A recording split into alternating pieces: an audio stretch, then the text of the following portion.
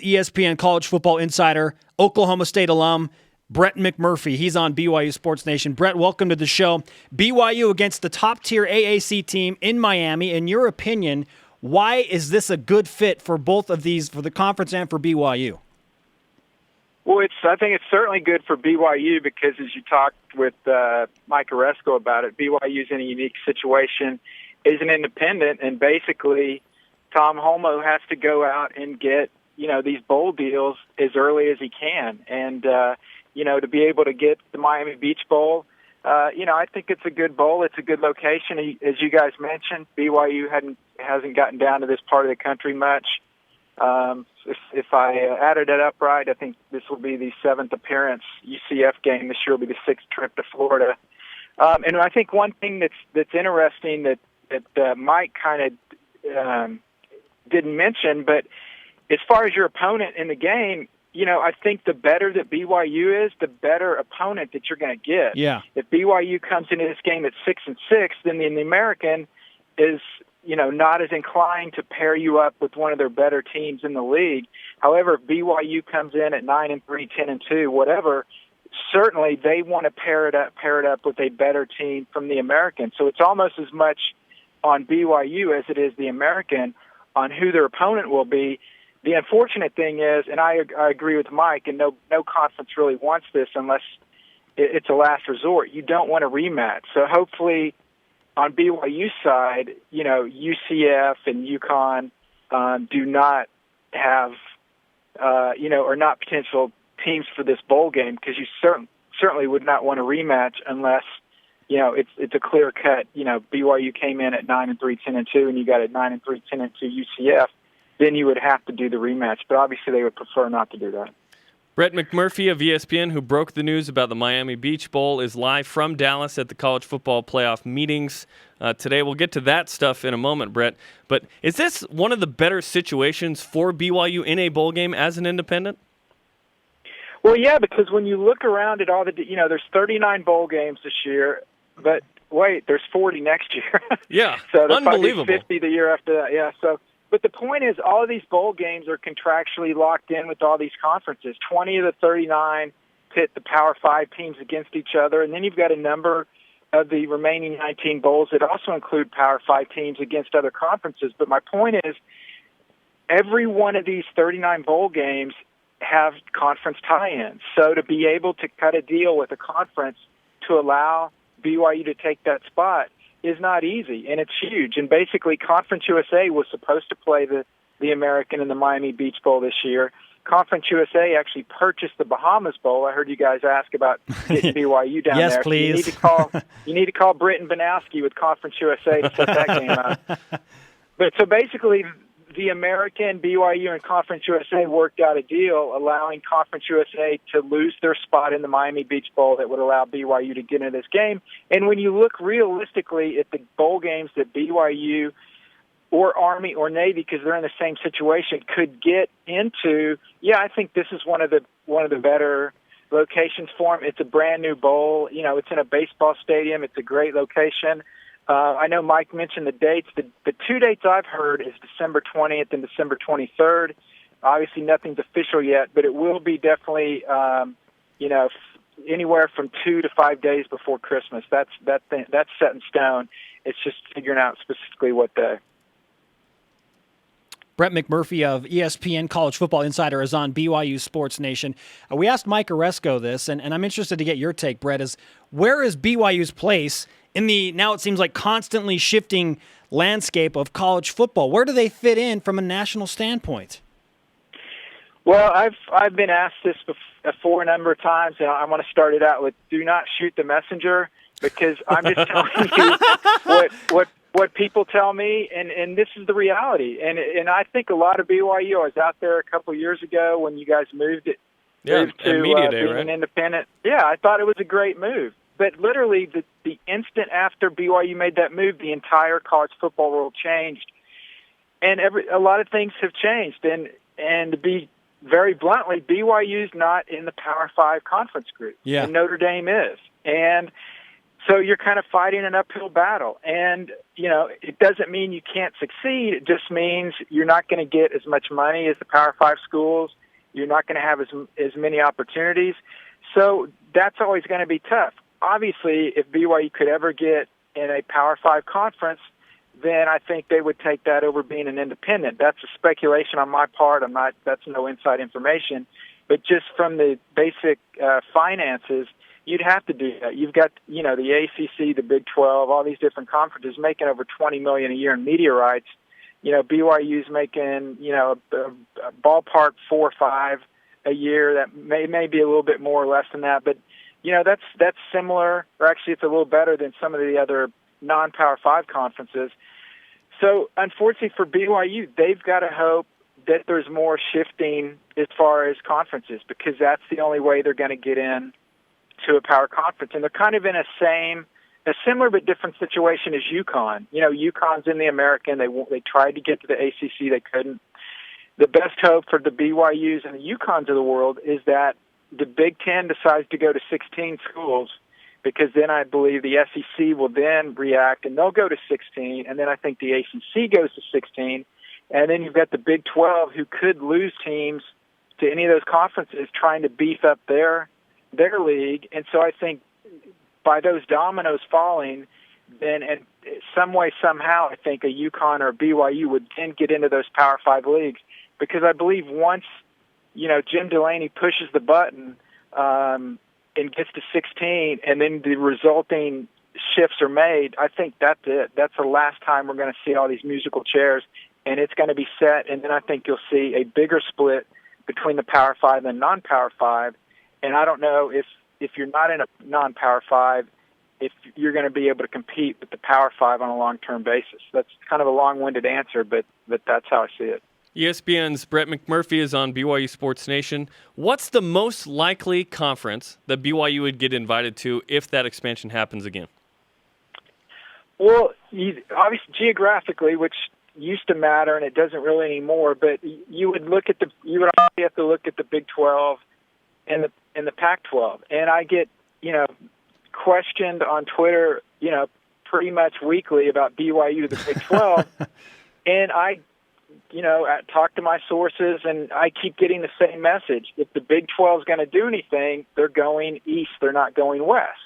And that upsets BYU people, and then I'm called a lot of, adjectives and so forth and so on.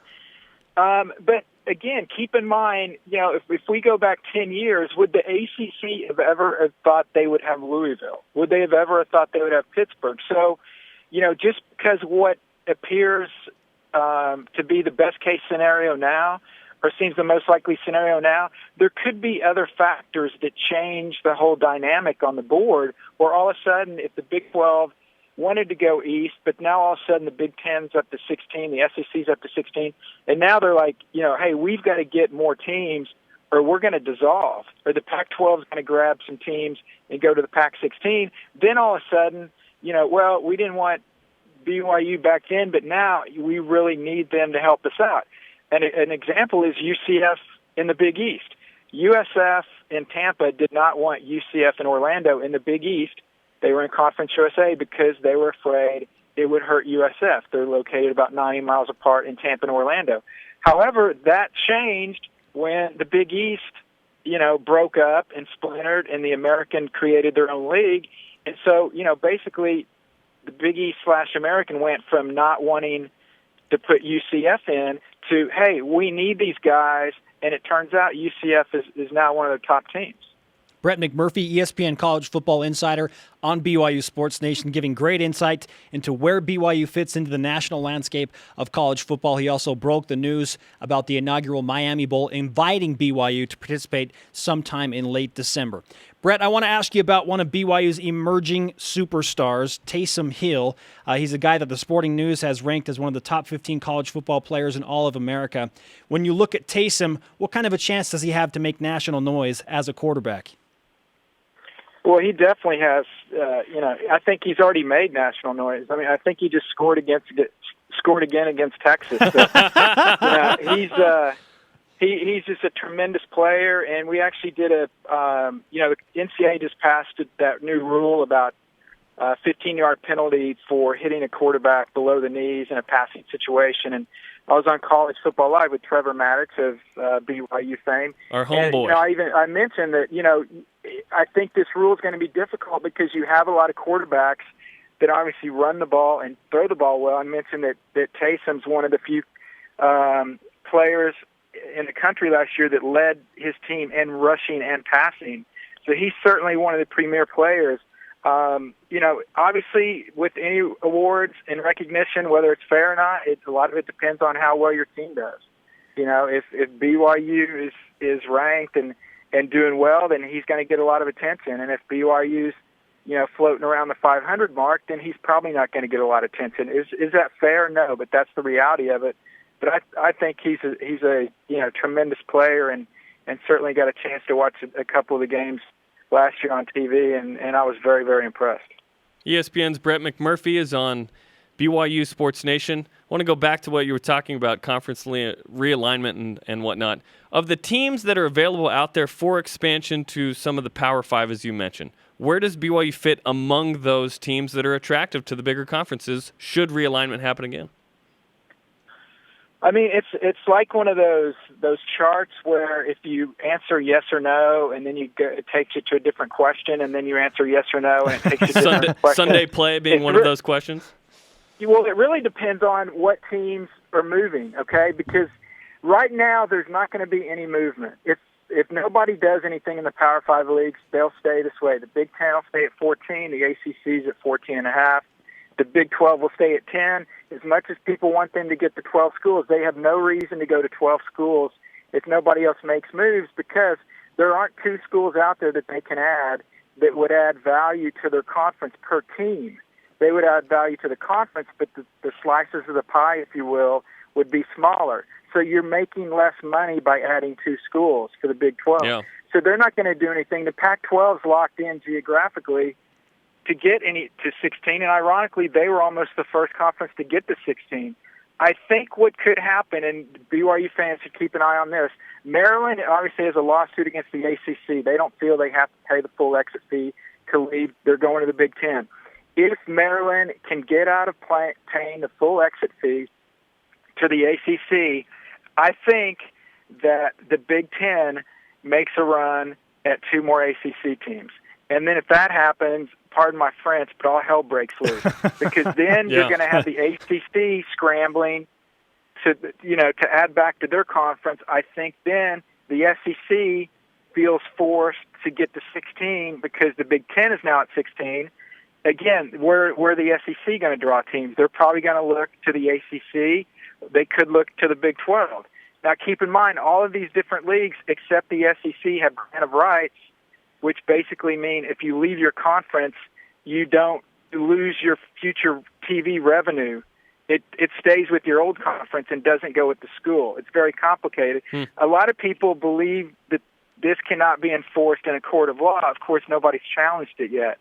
So if you had all these moving parts, then I would think the most likely situation would be the Big 12, if they lose somebody to the SEC or the Pac-12, would look to BYU. I don't think the Pac-12 would be a likely fit because they usually try to pair up the teams, and I know Utah's already in there, but kind of Utah and Colorado are paired together, unless Colorado State somehow got into the Pac-12. But I think if Boise that State happened, I don't see Boise State ever getting in a Power 5 league. I just don't. Okay. They've been tremendous in football, but I just think their overall athletic programs are not strong enough. Obviously, they've been an unbelievable football team, and I know football carries a lot of weight, but I just don't. When I talk to people about Boise, I just don't get a good feedback. But again, if you've got the Big Ten at 16, you've got the SEC at 16, you've got the Pac-12 trying to get to 16, you've got the ACC and Big 12 fighting for survival, then, hey, anything goes. Then we could have 4 conferences with 16 schools, another conference with 12 or 14, and then, certainly a Boise State or something like that could get added. But I'm just saying that the first team chosen, if you will, I think will be, of the non-Power 5, I think would be UConn. And then after that, probably a Cincinnati, or if UCF keeps doing what they're doing, they would have a shot. The problem for them is their most likely leagues, the ACC and the SEC, already have Florida schools, and those Florida schools do not want another Florida school in those leagues. So, we could go on for days about every different scenario, but bottom line is for BYU to get in a Power 5 league, they need more movement. The more movement there is, the better chance they have to get in somewhere. Brett McMurphy, ESPN college football insider, a man who is merely the messenger, people. Go easy on him on Twitter. We appreciate the insight. Great stuff. And I do want to ask you one last thing is 39 bowl games this year, 40 next year. Is it too many? Is that too many bowl games? I've gone back and forth on this. I used to think it is, and now I think, it's not that bad. I mean, people recognize it for what it is, and it's basically just a game between two teams to reward teams for going 6-6 or 5-7. Yeah. Congratulations. You don't have to watch the game. You can turn the channel. But it's going to get to a point, where we're going to have 5 and 7 teams playing in bowl games. Maybe this year we've already got 2 teams, UNLV and Idaho, although I don't know if they would have got bowl eligible, that are ineligible because of the APR. Mm-hmm. There may be a couple other. It's the industry will determine how many bowls will survive, and I think what's going to be more interesting is how those bowls that were New Year's Day bowls in the past that are not part of the college football playoffs and the 6 bowls that will rotate the semifinals will be how those bowls will be viewed, because all of a sudden they're not such a big deal. They're kind of like the NIT, if you will, to the big playoff. But if 40 works, we'll see 41 or 42. I mean, who knows? I mean, BYU may create a bowl. I mean, you may laugh about that, but all it takes now to create a bowl, and I'm dead serious, is you need 2 conferences or 2 teams that are locked in, if you're an independent, obviously, and you basically need a community that will put the game on, and then you have to go get a TV network. So there could be a BYU bowl at one day, kind of like Hawaii goes to the Hawaii Bowl. It could be a similar situation. Who knows? Brett McMurphy, ESPN college football insider. Great stuff. We appreciate the insights. And we watched your daughter Chesney in that Sports Center hit this morning, 9 years old. I'm not kidding. Her delivery is better than some of the professionals who have college degrees that I've worked with in the business. Better than mine. Hey, she's better than me, and that's how she got on. I told him, I explained to him, because she has a peanut allergy, I wanted to do this note about Northwestern having a peanut-free allergy game. Yeah. And the last thing I told my producer was, I know I sound like a dad, but she's better on TV than I am. And he's like, okay, fine, we'll have her on. She'll do like 5 segments. So my hope is that she will get hired soon. I know her agent, and then I can retire. So, but thanks, I appreciate that. Oh, that is fantastic. Brett, thanks for the time. We'll talk to you again soon.